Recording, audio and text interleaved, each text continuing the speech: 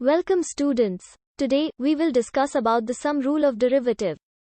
Let we have h of x equal to the sum of two functions, f of x, and g of x. According to first principle rule of derivative, h prime of x is the derivative of h function, which is given by limit delta x tends to 0, h of x plus delta x, minus h of x, whole divided by delta x. Therefore, in start, we will find h of x plus delta x.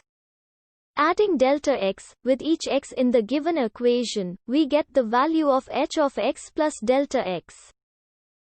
Putting the value of h of x, and h of x plus delta x, in equation 1, we get h prime of x is equal to this.